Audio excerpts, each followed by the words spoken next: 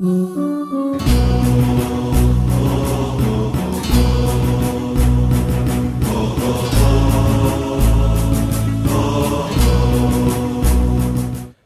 باللہ من الشیطان اللعین الرجیم بسم اللہ الرحمن الرحیم الحمدللہ رب العالمین بارئ الخلائق اجمعین والصلاة والسلام على جميع الانبیاء والمرسلین سیما من سمی فی الآفاق بأحمد وفی الارض بأبی القاسم محمد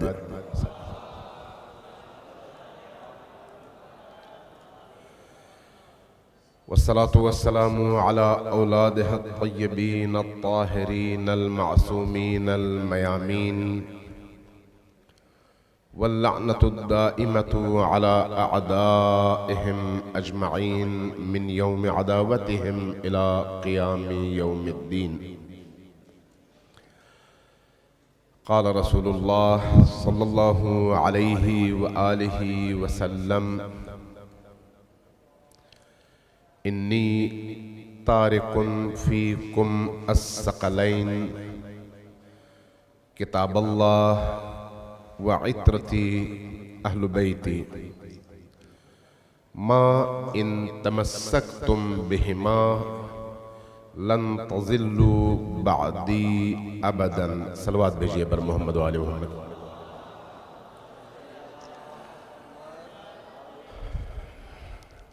میں سب سے پہلے اپنے میزبان اصغریہ اسٹوڈنٹس آرگنائزیشن کے ان تمام ذمہ داروں کو مبارکباد پیش کروں گا جنہوں نے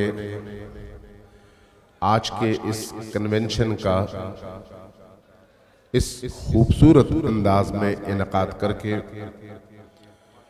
سندھ کے ان جوانوں کو اپنی اپنی صلاحیتوں کے نکھارنے کا اور دین کے اجتماعی فہم سے استفادے کا ایک بہترین موقع فراہم کیا ہے. میں سوچ رہا تھا کہ میں کس موضوع پر آپ کی خدمت میں لب کشائی کروں. قبلہ جوادی صاحب نے فرمایا کہ چونکہ صادقین علیہم السلام کے حوالے سے ہی موضوعات چل رہے ہیں تو اس لیے اسی موضوع پر گفتگو کی جائے. تو میں اس پر کوشش کروں گا مختصراً لیکن کچھ ایسے نکات جو ہو سکتا ہے ہمارے ذہنی افق کو کھولنے میں مددگار اور معاون ہو سکے ان نکات کو آپ کی خدمت میں پیش کرنے کی جسارت کروں. اللہ تبارک و تعالیٰ سے اس دعا کے ساتھ کہ اللہ مجھے بھی توفیق دے اور آپ کو بھی توفیق دے کہ ہم اسلام کی جن تعلیمات کو سمجھتے ہیں کہ یہ دین کی تعلیمات ہیں ان پر ہم عملی زندگی میں پورا اتر بھی سکیں اور عمل بھی کر سکیں انشاءاللہ تعالی.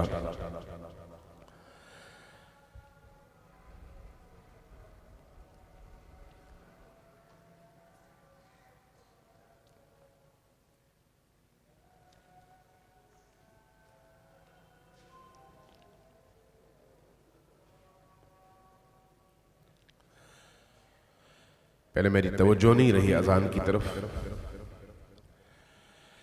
دیکھیے جب ہم دین کی بات کرتے ہیں تو آج کی دنیا میں دین کی دو تعبیریں ہمارے سامنے ہیں.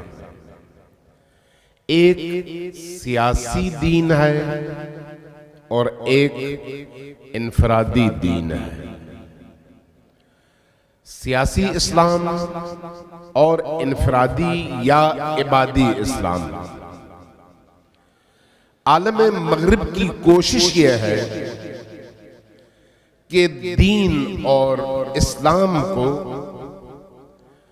عبادی حوالے سے انسان کی انفرادی زندگی میں محدود کر کے اجتماعی زندگی سے اس کو بے دخل کر کے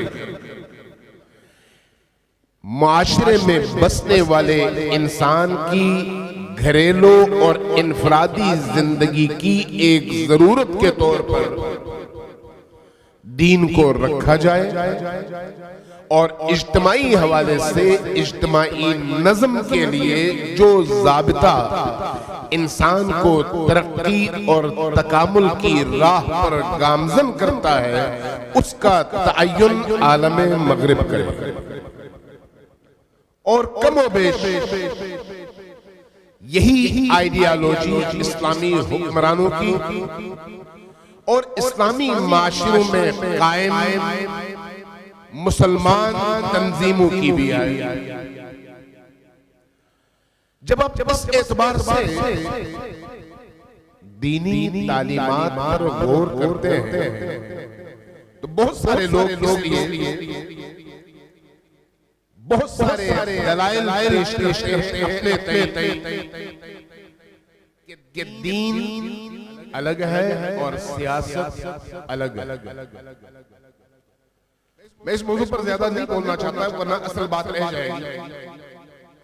جب ہم دین کی تعلیمات کے منبع کو دیکھتے ہیں، مرکز کو دیکھتے ہیں، مصدر کو دیکھتے ہیں، تو وہاں پر جو بات ہمارے سامنے آتی ہے وہ یہ ہے کہ رسول کریم صلی اللہ علیہ وآلہ وسلم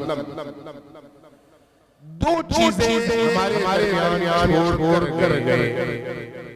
جب تک وہ خود موجود رہے خود یہ فریضہ نبھاتے رہے اور جب واپس کا سفر شروع کرنے لگے تو معین کر دیا یہ کہ میں تمہارے درمیان دو چیزیں چھوڑ کر جا رہا ہوں، ایک قرآن میری قرآن کیا ہے؟ قرآن ان کلی تعلیمات پر مشتمل ایک ایسی الہامی کتاب ہے جو آپ کی انفرادی ترین زندگی کے عمل سے لے کر اجتماعی ترین عمل تک ہر مرحلے اور ہر پہلو میں راہ اصول بیان کرتا ہے اور تاریخی اسباب آپ کو یاد کرواتا ہے۔ آپ کی زندگی کے انفرادی ترین عمل پر بھی نظر ہے اور اجتماعی ترین عمل پر بھی اس کی نظر ہے۔ لہذا سابقہ اقوام اور ماضی قوموں کے عروج اور زوال دونوں کو قرآن بیان کرتا ہے۔ اس عروج کی علت اور وجوہات کو بھی بیان کرتا ہے اور زوال کے اسباب کو بھی بیان کرتا ہے۔ اسی زمن میں ماضی کی تاریخ کرداروں کے نام بھی لیتا ہے اور ان کی زندگی کے بعض پہلوؤں کو تاریخی انداز میں بیان بھی کرتا ہے اگرچہ وہ تاریخی کتاب نہیں ہے۔ کیوں یہ کام ہے؟ تاکہ ہم قرآن کو سمجھ سکیں اور قرآن کے اس پیغام سے یہ مطلب کر سکیں کہ جو کچھ اس سے پہلے کی قوموں میں ہوا ہے وہی اس کے بعد آنے والی قوموں میں بھی ہو سکتا ہے اگر ہم ان اقوام کی طرح سے زندگی بسر کریں گے تو اسی طرح نتائج بھی رکھیں گے۔ لہذا عروج اور زوال دونوں کے اسباب بھی وجوہات بھی اور کرداروں کو بھی اللہ تبارک و تعالیٰ نے قرآن میں بیان کیا۔ ان کے ساتھ اللہ کے رسول نے خود جب موجود تھے یہ فریضہ خود نبھایا اور جب جانے لگے تو پھر یہ حدیث بھی ارشاد فرمائی جو حدیث ابھی میں نے آپ نے پڑھی دو طرف سے منقول ہے. ایک میں کتاب اللہ و عطرتی اہل بیتی ہے اور دوسری روایت کتاب اللہ و سنتی ہے. سنتی والی حدیث بالعموم اہل سنت کے ہاں زیادہ معروف. عطرتی والی حدیث ہمارے ہاں متقن اور مستند بھی ہے اور مشہور بھی ہے. سنتی کہنے کی ضرورت بھی اسی لیے پیش آئی کہ عطرت سے لوگوں کو کیا جا سکے. لیکن اس کے باوجود اس ضرورت کے تحت اس لفظ کے اضافے اور ان دو الفاظ کے باوجود اہل سنت کے منابع حدیث اور مصادر میں تعداد کے لحاظ سے دیکھا جائے تو 80 سے 90% لوگوں نے کتاب اللہ و عطرتی کو نقل کیا ہے اور 10% لوگوں نے کتاب اللہ و سنتی کو نقل کیا. اس حوالے سے اگر علمی اعتبار سے سنت کے منابع پر کیا جائے تو وہاں پر بھی جو غلط ہے وہ اس حدیث کا ہے کہ اللہ کے رسول نے دو چیزیں چھوڑی ہیں. ایک اللہ کی کتاب اور دوسری اس کتاب کے ساتھ ہادی برہر جس کو عطرت نبی کہا جاتا ہے. یہ دو چیزیں اس دنیا میں بھی ہیں اور اس دنیا میں بھی کٹی ہیں. ان دو چیزوں کو مضبوطی سے پکڑنے کا نتیجہ خود نبی کریم نے بیان کیا کہ گمراہی تمہارا مرد نہیں بنے گی. لیکن اگر کمزور ہوگے یا کسی ایک کو پکڑو گے تو گمراہی تمہارا اکبر بنے گی. ما ان تمسکتم بہما جب ان دو چیزوں سے تمسک اختیار کرو گے. جب تمسک چھوڑ دو گے تو نتیجہ ہو رہا ہے. جب تک متمسک رہو گے گمراہی تمہیں چھو نہیں سکتی. لن تضلوا بعدی ابدا. قیامت آ جائے گی لیکن گمراہی نہیں آ سکتی بشرط کہ ان دو چیزوں کو مضبوطی سے تھام. تو ایک طرف کیا ہے قرآن اور دوسری طرف کیا ہے اہل البیت. اب خود صحاح ستہ کے اندر نبی کریم سے منقول خلفائے نبی پر مشتمل احادیث 12 سے زیادہ جس میں آپ نے یہ فرمایا کہ میرے بعد میرے خلفاء کی تعداد 12 ہوگی. متعدد احادیث. ان احادیث کا آج تک اہل سنت حل نہیں ڈھونڈ سکی. اگرچہ حدیث کو صحیح مانتے ہیں. اس پر ایک ریسرچ آئی ہے بڑی عجیب و غریب ہے. ہمارے ایک دوست ہیں لندن میں ہوتے اہل سنت اسکالر انہوں نے خود اہل سنت میں سے پہلے جماعت اسلامی میں تھی. وہاں سے نکلے اب اسلامک سینٹر برمنگھم میں وہاں کے رئیس انہوں نے ایک آرٹیکل لکھا اور مجھے بھیجا اسی موضوع پر.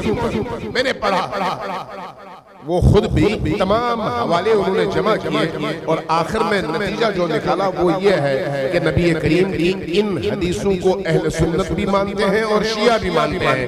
لیکن اس فرق کے ساتھ کہ شیعوں کے ہاں جب 12 خلفاء رسول کی بات ہوتی ہے تو پہلے سے لے کر 12ویں تک حسب نسب شخصیت اور معرفت کے حوالے سے سب کے سب معین ہیں اور ذرہ برابر اختلاف علماء شیعہ میں اس حوالے سے نہیں ہے. جبکہ دوسری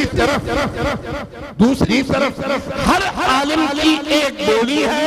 بھانت کی بولیاں اور مختلف تفسیریں ہیں.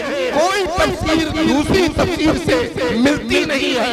اس لیے نہ اگلتے بات بنتی ہے نہ نگلتے بات بنتی ہے. نہ حدیث کو جھٹلا سکتے ہیں اور نہ قبول کرتے ہوئے شیعی موقف کو تسلیم کر سکتے ہیں. یہ حقیقت. اب جب آپ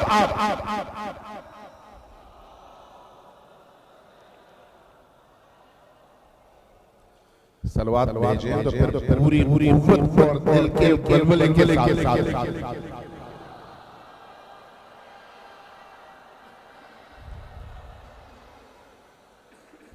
یہ صورت ذہن میں رہے۔ اسلام کا جو منشا جو کہ قرآن میں مذکور ہے وہ کیا ہے؟ وہ یہ ہے کہ اس خاکی انسان کو اس مقام پر دیکھے کہ اس انسان کے اندر موجود صلاحیتیں نکھر کر اس طرح سے سامنے آئیں کہ انسانی معاشرہ اپنے مطلوبہ کمال تک پہنچ جائے اور پوری دنیا مقصد خلقت کا آئینہ بن جائے۔ میری بات مجھے نہیں پتا آپ غور فرما رہے ہیں یا نہیں فرما رہے ہیں کہ میں کیا دین کا منشا کیا ہے؟ انسانی معاشرہ، شیعی نہیں، مسلمان نہیں، سندھی یا پنجابی یا بلوچی یا پٹھان معاشرہ نہیں، انسانی معاشرہ یعنی بنی نوع آدم کا معاشرہ۔ یہ معاشرہ اس مقام تک پہنچے کس حوالے سے؟ اپنی استعداد کے رشد کے حوالے سے، اپنی صلاحیتوں میں نکھار کے حوالے سے، خلقت کے مقصد کا آئینہ دار بن جائے، یعنی ایک ایسا معاشرہ تشکیل پائے جہاں پر اللہ کی وہ مخلوق جس کو انسان کہا گیا ہے وہ اس طرح سے زندگی بسر کرے کہ اس کی تمام صلاحیتیں نکھر کر سامنے آئیں اور نتیجتاً ایک ایسا صالح معاشرہ جہاں پر عدل ہے، انصاف ہے، بھائی چارہ ہے، ہمدردی ہے، اصلاح ہے، اور اس کے مقابلے میں وہ جو شیطانی اور ابلیسی ویلیوز ہیں وہ ویلیوز مدفون ہیں، وہ ویلیوز نظر نہ آئیں۔ ایک ایسا معاشرہ تشکیل دینا یہ قرآن کا منشا ہے، قرآن کی خواہش ہے اور خلقت کا مقصد ہے۔ لہذا جب اس مقصد کے لیے اللہ نے کتاب اتاری تو اسی کتاب کی اس روح کو عملی جامہ پہنانے کے لیے نبی کریم کو بھی ساتھ میں بھیجا۔ اب اگر یہ دین تا قیام قیامت باقی رہنا ہے تو پھر اس دین کی رہبری کے لیے ایسے افراد کی ضرورت ہے جو نبی نہ ہو لیکن نبی کے جیسے ضرور ہو، نبی کا منصب نہ ہو ان کے پاس لیکن اپنے عادات، اپنے اطوار، اپنے علم، اپنے حلم، اپنی وسعت، اپنی استعداد اور انسانی صلاحیتوں کے حوالے سے اس مقام پر ہو کہ نبی کی جگہ کھڑے ہو کر انسان کا ہاتھ تھام کر اس کو رشد اور ہدایت کے اس معراج تک پہنچا سکے۔ یہ ضروری ہے، اگر یہ نہ ہو تو پھر یہ انسانی معاشرہ اس کمال تک پہنچ نہیں سکتا۔ تو پھر اس راہبر اور اس راہنما کو کیسا ہونا چاہیے؟ جیسے نبی تھے۔ یہیں پر سے اختلاف شروع ہو جاتا ہے شیعہ اور سنی کے درمیان۔ اہل سنت یہاں پر آ کر کہتے ہیں کہ نہیں، انسانی معاشرے کو آگے بڑھانے کے لیے جس جانشین یا جس خلیفے کی ضرورت ہے اس کا تعین اور اس کا انتخاب اللہ نے انسانوں پر چھوڑا ہے، اور مکتب تشیع کا کہنا ہے کہ نہیں، یہ ایک خطیر فریضہ ہے، انتہائی اہم فریضہ ہے۔ اس فریضے کی ادائیگی خود اللہ نے کر لیا ہے، اور اس انسان کا انتخاب جو انسانی معاشرے کو اس کے مطلوبہ کمال تک پہنچا سکے، ایسے فرد کا انتخاب بھی اللہ خود ہی کرے گا، جس طرح سے اس سے پہلے کے انبیاء کے جانشینوں کا انتخاب اللہ نے خود کیا۔ یہ مکتب تشیع کا مسئلہ۔ لہذا جب بھی میدان ہوگا تو وہاں پر مکتب اہل بیت کے معارف کے مقابلے میں کسی کے پاس ایسی دینیں موجود نہیں ہے۔ اب ذرا غور کیجئے گا کہ اللہ تبارک و تعالیٰ نے ائمہ اثنا عشر کی صورت میں جو نعمت ہمیں عطا کی، ان نعمتوں کی زندگی کا مقصد کیا تھا؟ کہ انسان کو رشد اور ہدایت کے لحاظ سے اس مقام کی طرف لے کر چلا جائے. یہی کام ہر امام نے اپنے دور میں کیا. اس کا مطلب کیا ہے؟ اس کا مطلب یہ ہے کہ ہم جب دین کی بات کریں تو پھر غدیر کے موضوع کو صرف ایک تہوار قرار نہ دیں بلکہ زندگی کا ہدف قرار دیں, مکتب کا ہدف قرار دیں, اسلام کا ہدف قرار دیں. ایسا نہ ہو کہ ہم 18 ذی الحج کے دن امیر المؤمنین کی ولایت کے اعلان کو آپ کی تاج پوشی کا دن قرار دے کر وہ دن منائیں اور اس کے بعد اگلے دن اگلے سال اس دن کا انتظار کریں. نہیں, بلکہ جس ہدف کے تحت ولایت علی کا اعلان ہوا اس ہدف کی طرف سفر کے لیے خود بھی تیار ہو اور اپنے ارد گرد موجود انسانوں کو بھی تیار کریں, چونکہ ہدف وہ ہے. اور اس ہدف تک پہنچنے کے لیے جو راہنما ہیں وہ یہ ہستیاں ہیں. جب آپ اس حوالے سے دین کی تعلیمات کو دیکھتے ہیں تو پھر یہ سمجھ آتی ہے کہ اللہ کو وہ دین چاہیے جس کا اجتماعی کانسیپٹ کلیئر ہو. تاریخی اعتبار سے ایک المیہ ہے, وہ کیا ہے؟ وہ یہ ہے کہ سقیفہ کے بعد اہل البیت کو معاشرے سے الگ کرنے کے لیے باقاعدہ مہم چلائی گئی, پروپیگنڈے کیے گئے, پیسے بانٹے گئے, مسجدوں کو استعمال کیا گیا, محرابوں کو استعمال کیا گیا, وضعی حدیثیں, جعلی حدیثیں وضع کی گئی, ان کو ترویج دی گئی تاکہ اہل البیت سے اس انسانی معاشرے کو دور رکھا. اور اسی کا نتیجہ تھا کہ نااہل لوگوں کو سامنے لانے کی جدوجہد اور اہل ہستیوں کو دور رکھنے کی کوشش, جس کا نتیجہ یہ ہوا کہ رفتہ رفتہ جیسے جیسے زمانہ آگے بڑھتا چلا گیا وہ تقدس جو اہل کے لیے تھا اس تقدس کو کہیں اور استعمال کیا گیا اور جو اس کے اہل تھے ان کو نامقدس بنانے کی کوشش ہوئی. لہذا سب کو شتم بھی ہوا, برا بلا بھی کہا گیا, گالیاں بھی دی گئی, معاشرے کو ان سے متنفر کرنے کی کوششیں بھی ہوئی. آخر کار جب یہ ساری کوششیں ناکامی تک پہنچی اور ناکام ہو گئی تو پھر ان کے قتل اور ان کی شہادت پر منتجبی ہوئی. لہٰذا جتنے بھی ائمہ اطہار اہل البیت کے آئے کوئی بھی ان میں سے ایسا نہیں ہے جس نے اپنی زندگی کے وہ ایام جو اللہ نے مقدر کیے ہوئے تھے وہ پورے کرے, بلکہ سب کو جامع شہادت نوش کرنا پڑا. یہاں تک کہ مکتب تشیع کے عقیدے کے مطابق امام عصر کو اللہ نے پھر پردے غیب میں بھیج دیا. اس کا مطلب یہ ہے کہ اس کا نتیجہ یہ ہے کہ آہستہ آہستہ وہ مکتب جو اہل البیت کی ان جامع تعلیمات کے نتیجے میں دنیا کے لیے ایک پورے سسٹم کے پیش کرنے کا باعث تھا, وہی مکتب آئسولیشن کا شکار, اکیلے پن کا شکار, سائیڈ پہ چلا گیا. یہ دور گزرتا رہا جبکہ اس کے مقابلے میں مکتب اہل سنت کو چونکہ سرکار اور حکومت کی سرپرستی حاصل آئی, اس لیے اجتماعی قوانین میں, معاشرے کو چلانے کے لیے ریاستی قوانین میں ان کے ہاتھ کھلے ہوئے تھے, انہوں نے اس پر کام بھی کیا.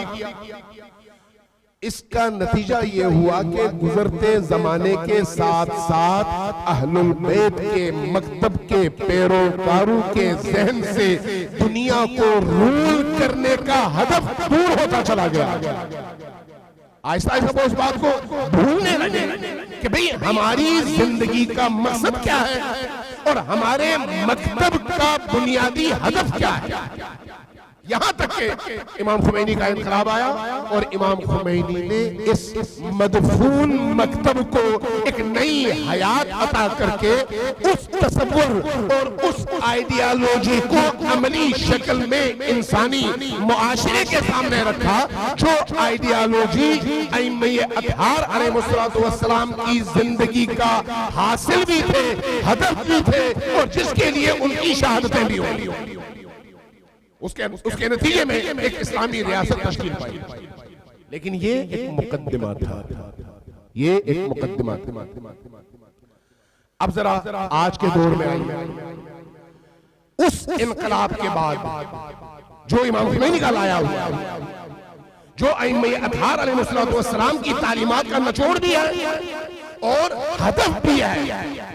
چونکہ جب آپ ایک اسلامی معاشرہ تشکیل دیتے ہیں تو اسلامی معاشرے سے جو ریاست اٹھتی ہے اور اللہ کے حکم سے اٹھتی ہے، اس ریاست میں پھر پاکیزگی ہوتی ہے.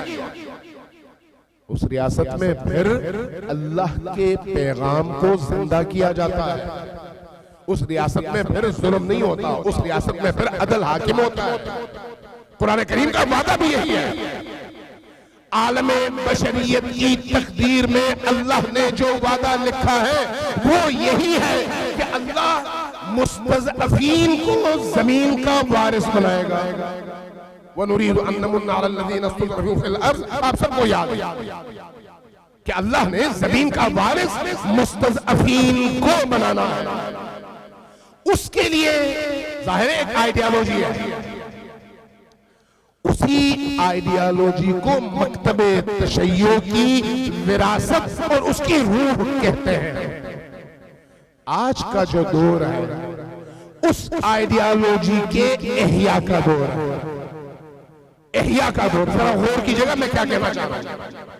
آج کا دور اس آئیڈیالوجی اور اس نظریے کی زندگی کا دور. آغاز امام خمینی کے انقلاب سے ہوا ہے، لیکن روح ظاہر موجود تھی، لوگ غافل تھے.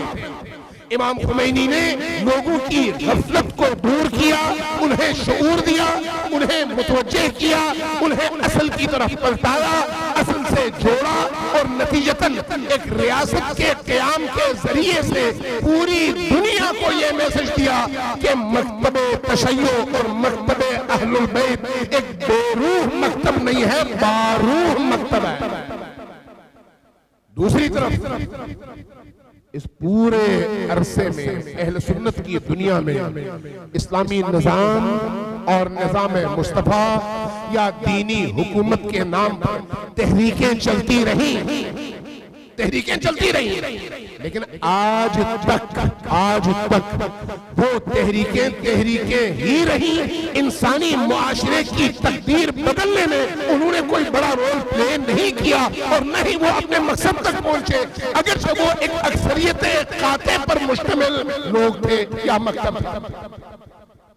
تحریک ادھر چلی، عملی تعبیر یہاں پر نظر آئی. اس کی بنیادی وجہ کیا ہے؟ وجہ یہ ہے کہ جب آپ اسلام کے نفاذ کی بات کریں اور اس سے روح ولایت کو نکال دیں تو پھر تفرقہ ہی باقی بچتا ہے، جبکہ اس کے مقابلے میں ولایت وہ روح ہے جو تمام اس نظریے کے طرفداروں کو ایک لڑی میں پرونے کا باعث ہے.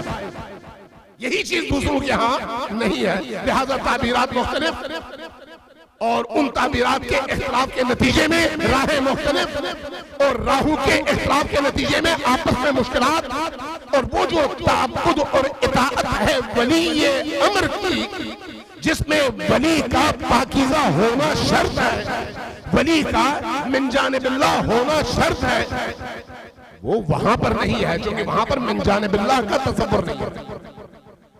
ہم جب ائمہ اطہار کی بات کرتے ہیں تو ائمہ اطہار نے ہمیں یہ شعور بھی دیا اور وہ نظام بھی دیا. آج اس نظام کی حیات اور زندگی کا دور شروع ہو چکا ہے. لہذا آج میں یہاں پر ایک اور نقطہ بھی عرض کرتا چلوں کہ پاکستان کی موجودہ صورتحال کو دیکھ کر کراچی سے لے کر خیبر تک گلگت بلتستان سے لے کر بلوچستان تک میں جہاں جہاں گیا لوگوں میں مایوسی دیکھتا ہوں، شیعوں میں بھی مایوسی دیکھتا ہوں. کہتے ہیں کل کیا ہوگا ہمارے ساتھ؟ بہت ہم پس رہے ہیں، بہت ہم مار کھا رہے ہیں، ہمیں ہر طرف سے دبایا جا رہا ہے. اس بات کا میں جواب دینا چاہ رہا ہوں چونکہ آپ آج یہاں پر باشعور ترین طبقہ موجود ہے، یہاں پر نوجوان بھی، پوٹینشل کا حامل بھی اور مستقبل کا معمار بھی. جو یہاں پر معاشرہ موجود ہے وہ مستقبل کا معمار معاشرہ ہے جس نے مستقبل کی تعمیر کرنی ہے. لہٰذا اس معاشرے کو یا اس طبقے کو ذہنی اور فکری طور پر بالکل کلیئر ہونا چاہیے، بالکل کلیئر. سب سے پہلی بات یہ ہے، سب سے پہلی بات کہ مکتب تشیع جتنا آج مضبوط ہے پوری تاریخ میں کبھی اتنا مضبوط نہیں تھا. یہ بات اپنے پلے باندھ لیجیے. پوری دنیا میں، پوری دنیا کے مکتب تشیع، مکتب اہل بیت جتنا مستحکم آج ہے، آج پوری تاریخ میں کبھی بھی نہیں تھا. تو اس کا مطلب ہے امید، اس کا مطلب مایوسی نہیں. اس کا مطلب یہ ہے کہ اگر یہی روش، یہی آئیڈیالوجی، یہی مبارزہ، یہی مقاومت، یہی مجاہدت، یہی سفر اور یہی ولایت محوری باقی رہی تو پھر اس استقامت میں اضافہ ہوگا، اس استحکام میں اضافہ ہوگا اور ہم اس ہدف خداوندی اور ہدف قرآنی کے قریب پہنچتے چلے جائیں گے اور اپنی منزل کے قریب تر ہوتے چلے جائیں گے. کسی انڈیویجول کی بات نہیں ہے، یہ معاشرے کی بات ہے. ہو سکتا ہے شہادتیں آئیں لیکن شہادتیں اس سفر کا حصہ ہیں. اگر شہادتیں نہ ہو تو سفر کیسے ہو؟ جس طرح سے ایک گاڑی کو منزل تک پہنچنے کے لیے پیٹرول کی ضرورت ہوتی ہے، اسی طرح سے انسانی معاشرے کو اس کی منزل تک پہنچانے کے لیے شہداء کے خون کی ضرورت ہوتی ہے. شہداء کا خون ہوتا ہے جو انسانی معاشرے کے اندر ولولہ پیدا کرتا ہے، امنگ پیدا کرتا ہے، جذبہ پیدا کرتا ہے، شعور پیدا کرتا ہے اور اس شعور و آگہی کے نتیجے میں اس کو آگے کی طرف حرکت دیتا ہے اور منزل کے قریب تر کر دیتا ہے. اس لیے شہادت اللہ کی سب سے بڑی نعمت ہے اس قوم کے لیے جس کے سامنے کوئی ہدف ہو. اس ہدف تک پہنچنے کے لیے یہ بہترین نعمت خداوندی. پہلی بات یہ ہے کہ یہ تشیع کے عروج کی طرف سفر کا دور ہے اور غلبے کا دور ہے، مغلوبیت کا نہیں. اس کی میں مثال بھی دوں. آج تکفیریت ہمارے خلاف، ناسبیت ہمارے خلاف، خارجیت ہمارے خلاف، سامراج ہمارے خلاف، طاغوت ہمارے خلاف، سیکولرزم ہمارے خلاف، لبرل قوتیں ہمارے خلاف. کیوں؟ اس لیے کہ جو پوٹینشل مکتب اہل البیت میں انہیں نظر آ چکا ہے یہ پوٹینشل کسی اور مکتب میں موجود نہیں ہے. اس لیے ورنہ انہوں نے بڑے لوگ آزمائے. ہمارے ہاں داعش نہیں بن سکتی. کیوں؟ اس لیے کہ آئیڈیالوجی ہے اور اس آئیڈیالوجی کو جس محور پر چلنا ہے وہ ہے ولایت. اس لیے وہاں پر داعش نہیں بن سکتی، وہاں پر القاعدہ آپ نہیں بنا سکتے، وہاں پر آپ النصرہ نہیں بنا سکتے، وہاں پر آپ طالبان نہیں بنا سکتے، وہاں پر آپ گردن کاٹنے والی فورس تیار نہیں کر سکتے.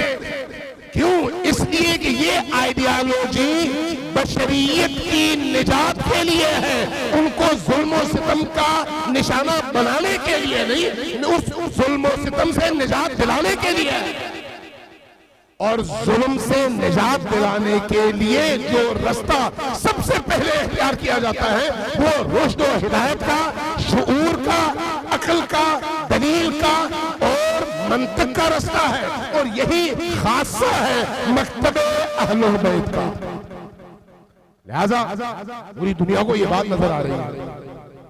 آج آپ دیکھیں دیوبندیت اپنی تمام تر طاقت کے باوجود اس وقت پوری دنیا کے نشانے پر ہے کہ دہشت گرد پیدا ہوتے ہیں۔ سلفیت سعودیوں کی اور بعض دیگر خطے کے ممالک کی تمام تر سپورٹنگ کے باوجود اور امریکن پشت پردہ حمایت کے باوجود اور اسرائیلی رہنمائی اور ہدایت اور پیسوں کے باوجود مسلسل شکست کی طرف گامزن ہے، اور ہر گزرتا ہوا دن ان کی پیشانی پر ذلت کا لفظ لکھتا چلا جا رہا ہے۔ لیکن اس کے مقابلے میں مکتب علی، مکتب اہل البیت، مکتب ولایت، اس کی پیشانی پہ نہ صرف داغ نہیں ہے، نہ صرف اس کے ساتھ ظلم کا لاحقہ نہیں ہے، بلکہ اس کی منطق انسانوں کی نجات ہے، اور اس کے پاس ایک عقلی دلیل ہے اور دعوت ہے، لیکن ایسی دعوت جو نبی کریم کی تھی، جس میں منطق اور عقل کے ساتھ ساتھ طاقت بھی ہے۔ لہذا آج کا دور تشیع کے غلبے کا دور ہے، اسی آئیڈیالوجی کے تحت ائمہ اطہار کی جو پوری جد و جہد رہی وہ یہی رہی کہ انسانی معاشرے کو اس مقام پر لے جایا جائے کہ اس آئیڈیالوجی کو انسانی معاشرہ قبول کر سکے۔ لہذا آج آپ دیکھتے ہیں کہ اس آئیڈیالوجی کی بدولت تمام دنیا کی بائیکاٹ، اور صرف بائیکاٹ نہیں بلکہ تمام دنیا کی ایجنسیوں، اداروں، فوجوں اور تھنکرز کے حملوں کے باوجود وہ لوگ جنہوں نے اس آئیڈیالوجی کی بنیاد پر اپنا ورک اور اپنی تحریک شروع کی ہے، وہ مسلسل آگے بڑھتے جا رہے ہیں، اور کمزوری کے ساتھ نہیں بلکہ طاقت کے ساتھ ہر روز جو آگے قدم اٹھاتے ہیں ان کی طاقت میں اضافہ پر اضافہ ہوتا چلا جا رہا ہے۔ پہلے ایک ایران کو روتے تھے، عراق بھی شامل ہو گیا، ایک عراق کو روتے تھے، سیریا بھی شامل ہو گیا، ایک سیریا کو روتے تھے، بحرین بھی شامل ہو گیا، بحرین کو روتے تھے، یمن بھی شامل ہو گیا، یمن کو روتے تھے، لبنان بھی شامل ہو گیا۔ جہاں جہاں یہ پیغام پہنچتا چلا جائے گا، جہاں جہاں ولایت محوری وجود میں آتی چلی جائے گی، جہاں جہاں اس آئیڈیالوجی کو ایک اجتماعی دین کے طور پر قبول کرتے چلے جائیں گے، جہاں پر لوگ روایتی تشیع سے نکل کر آئیڈیالوجیکل اور نظریاتی تشیع میں کنورٹ ہوتے چلے جائیں گے، وہاں ان کی اٹھان میں اور ان کے بڑھتے ہوئے قدموں میں استحکام بھی اور تیزی بھی آتی چلی جائے گی۔ یہ تشیع کا مستقبل ہے، تشیع کا مستقبل۔ لہذا ہم نے اس مستقبل کو دیکھتے ہوئے اپنے حال کا تعین کرنا ہے کہ ہم نے حال میں کیسے قدم اٹھانے ہیں جس کے نتیجے میں وہ مستقبل ہمارا منتظر بھی ہو اور ہم اس کی تعمیر بھی کر سکیں۔ جب آپ اس اعتبار سے دیکھتے ہیں تو ہماری آئیڈیالوجی کتنی کلیئر ہے کہ اس امام زمانے آنا ہے جس کو آسمانی اور الہامی کتابیں، صرف شیعہ نہیں، آسمانی اور تمام الہامی کتابیں منجی عالم بشریت کہتی ہیں، اور انہی آسمانی اور الہامی کتابوں کا نچوڑ یہ ہے کہ ایک ایسی ہستی نے آنا ہے جو عالم بشریت کو نجات بھی دلائے اور اس مطلوبہ کمال تک بھی پہنچائے۔ اور کون سا مکتب ہے جہاں پر یہ آئیڈیالوجی اتنی شفافیت کے ساتھ، اتنی کلیئرٹی کے ساتھ، بالکل ہاتھ کی انگلیوں کی طرح سے واضح اور روشن اور شفاف کس آئیڈیالوجی اور کس مکتب میں موجود ہے؟ مکتب اہل البیت کے علاوہ کہیں پر بھی نہیں۔ اگرچہ مسلمان تمام فرقے متفق ہیں، لیکن جب مصادیق کی بات آتی ہے تو پھر بہت سارے لوگ مصادیق میں ادھر ادھر بھٹک جاتے ہیں۔ ہم جب قرآن کریم کی ان آیات کو پڑھتے ہیں جس میں اہل زمین میں سے مستضعف قرار دیے گئے لوگوں کے مقدر میں زمین کی وراثت لکھی جا رہی ہے، جنہیں زمین کا حاکم بنانے کی نبی سنائی جا رہی ہے، تو آپ کو بالکل واضح طور پر صحاح ستہ سے لے کر کتب اربعہ تک وہ روایتیں نظر آتی ہیں جو یہ کہتی ہیں کہ اس ہستی کو جس نے آنا ہے مہدی موعود کہتے ہیں، جس پر تمام عالم اسلام کا اتفاق ہے۔ لہذا مہدی موعود اور ان کے انتظار کا فلسفہ صرف ایک فکری اور علمی موضوع نہیں ہے۔ توجہ ہے آپ کی یا نہیں ہے؟ میں کیا عرض کر رہا ہوں، یہ صرف ایک علمی اور فکری موضوع نہیں ہے کہ اس پر لیکچر دلوائے اور اپنا ذہن کلیئر کریں، نہیں، یہ ایک عملی موضوع ہے۔ عملی موضوع مطلب کیا ہے؟ مطلب یہ ہے کہ جب آپ ظہور کی بات کرتے ہیں اور فرج کی بات کرتے ہیں تو ظہور اور فرج آل محمد یا فرج امام اثر دو طرح سے ہے، ایک ہم میں سے ہر فرد سے متعلق اور ایک ہمارے پورے معاشرے سے متعلق، یعنی اجتماعی جب ان کا ظہور ہوگا مکہ کے اندر اور اس وقت تمام دنیا دیکھے گی، جو نہیں چاہیں گے وہ بھی دیکھیں گے اور جو چاہیں گے وہ بھی دیکھیں گے، ان کا میسج اس وقت تمام دنیا تک پہنچ جائے گا، جو سننا چاہے ان تک بھی، جو نہ سننا چاہے ان تک بھی، جو دوست ہو ان تک بھی اور جو دشمن ہو ان تک بھی۔ لیکن ایک انفرادی ظہور ہے، یعنی وہ ظہور جس میں میرا، آپ کا، قلب کا، دل کا، عمل کا ایک مضبوط رابطہ اس ہستی سے قائم ہو جائے، جس کے نتیجے میں ہم اٹھتے بیٹھتے اپنی ہر عملی حرکت اور زندگی کے تمام پہلوؤں میں اس اجتماعی ظہور کو عملی شکل دینے کے لیے اپنا کردار ادا کریں انفرادی طور پر۔ اور یہ کام میرے بھی ذمہ ہے اور آپ کے بھی ذمہ ہے۔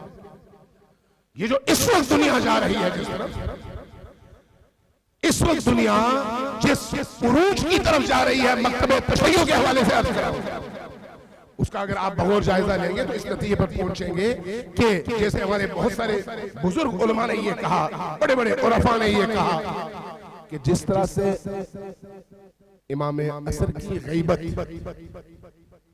ایک غیبت صغرا ہے اور ایک غیبت کیا ہے؟ کبرا۔ غیبت صغرا کچھ لوگوں سے رابطہ ہے لیکن عمومی طور پر رابطہ منقطع ہے اور لوگوں کو ذہنی طور پر تیار کیا جا رہا ہے اس مرحلے میں ایک غیبت کبرا کے لیے، ایک بڑے عرصے کے غیبت کے لیے۔